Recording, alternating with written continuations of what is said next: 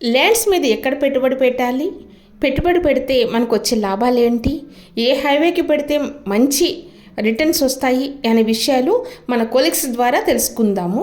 ఒకసారి శంకర్ గారు, ఏదైనా ప్లాట్ తీసుకోవాలంటే దాని మీద లీగల్ డాక్యుమెంట్స్ ఎలా చెక్ చేసుకోవాలి? తప్పకుండా అండి. ఏదైనా ఒక ప్లాట్ కొనే ముందు దానికి సంబంధించిన లీగల్ డాక్యుమెంట్స్ ఫస్ట్ ఆఫ్ ఆల్గా ఇండివిజువల్ ప్లాట్ అనుకోండి, లోకల్లో ఇక్కడ ఇండివిజువల్ ప్లాట్ తీసుకుంటే కనుక ఫస్ట్ మదర్ డాక్యుమెంట్ చూసుకోవాలి.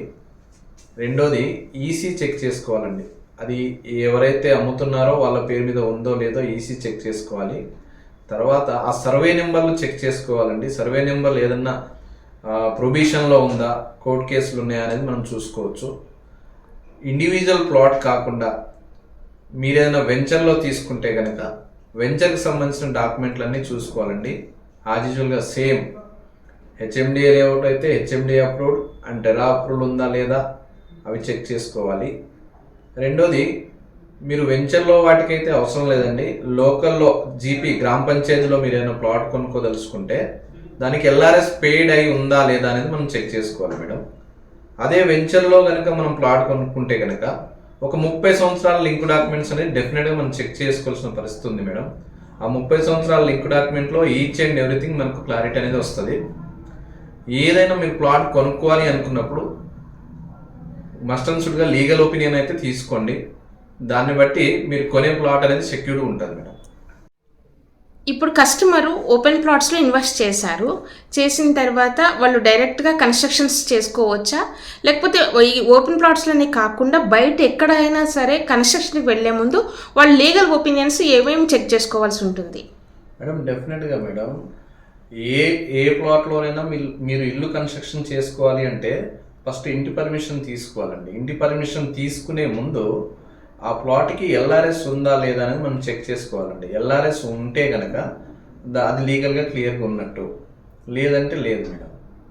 మీరు కన్స్ట్రక్షన్కి వెళ్ళేటప్పుడు 14% మనం కట్టేసి మనం కన్స్ట్రక్షన్ పర్మిషన్ లెటర్ తీసుకుంటాము. దాని తర్వాత కన్స్ట్రక్షన్ చేసుకోవచ్చు అండి. రాజేష్ గారు, ఇప్పుడు ల్యాండ్ మీద ఇన్వెస్ట్ చేసే ఇన్వెస్టర్స్కి మీరు ఇచ్చే బెస్ట్ టిప్స్ ఏంటి? బెస్ట్ టిప్స్ అంటే అండి, ఆల్రెడీ అంటే ఇన్వెస్ట్మెంట్ చేసుకోవడం అనేది చాలా బెస్ట్ చాయిస్ అనమాట. దాంట్లో ఏంటంటే రైట్ ప్లేస్ అనేది మనం చూసుకొని ఇన్వెస్ట్ చేసుకుంటే వాళ్ళకి ఫాస్ట్గా గ్రోత్ అనేది కనిపిస్తుంది వాళ్ళకి.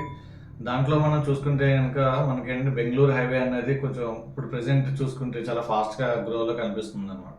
ఎందుకని అంటే కనుక దాంట్లో చూసుకుంటే మనకి అంటే ఒకటి ట్రాన్స్పోర్టేషన్ పరంగా కానివ్వచ్చు, నెక్స్ట్ ఏమో అక్కడ ఎయిర్పోర్ట్ పరంగా కానివ్వచ్చు, రైల్వే జోన్ పరంగా కానివ్వచ్చు, అన్ని రకాలుగా మనకి అక్కడ ఏంటంటే మెయిన్ ట్రాన్స్పోర్టేషన్ అనేది ఎక్కడైతే మన ఫెసిలిటీ అందుబాటులో ఉంటుందో అక్కడ మనకి గ్రో అనేది కనిపిస్తుంది అన్నమాట. సిటీ డెవలప్మెంట్ అనేది వస్తుంది.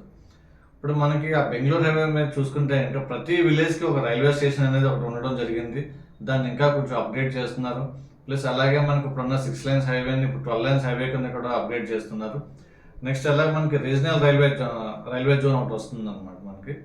నెక్స్ట్ అలాగే మనకి ఇప్పుడు కొత్తగా మనకి అనౌన్స్మెంట్ అయింది ఫాస్టెస్ట్ ట్రాన్స్పోర్టేషన్ బుల్లెట్ ట్రైన్.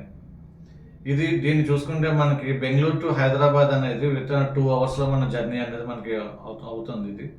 ఇలాంటి మనకి ఏంటంటే మొత్తం ఆల్ ఓవర్ ఇండియాలో చూసుకుంటే మనకి ఢిల్లీలో, బెంగళూరు, హైదరాబాద్లోనే ఇప్పుడు దీన్ని రన్ చేయడం జరుగుతుంది అనమాట. అంటే ఇది అయిన తర్వాత అంటే ఇప్పుడు మనకి ఆ ఏరియాలో మనం ఎప్పుడైతే మన ఇన్వెస్ట్మెంట్ అనేది మనం పెట్టుకోగలిగితే కనుక ఎక్కడైతే మనకి ట్రాన్స్పోర్టేషన్ బాగా పెరుగుతుందో అక్కడ సిటీ డెవలప్ అవుతుందని చెప్పుకున్నాం కదా, అక్కడ మనకి ఇలా ఈ ల్యాండ్ వాల్యూస్ కూడా బాగా పెరుగుతాయి. ఎందుకంటే అక్కడ ఎప్పుడైతే ట్రాన్స్పోర్టేషన్ పెరిగిందో అక్కడ కంపెనీస్ కానివ్వండి, సాఫ్ట్వేర్ కంపెనీస్ కానివ్వండి, ఫిల్మ్ ఇండస్ట్రీస్ సంబంధించి కానివ్వండి, అక్కడ కమర్షియల్ డెవలప్మెంట్స్ కానివ్వండి, ఇవన్నీ కూడా జరుగుతాయి అన్నమాట. ఆ జరిగినప్పుడు మనకి ల్యాండ్ అనేది ప్రతి ఒక్కరికి యూజ్ అవుతుంది. ఆ యూజ్ అయినప్పుడు దానికి డిమాండ్ కూడా బాగా పెరుగుతుంది.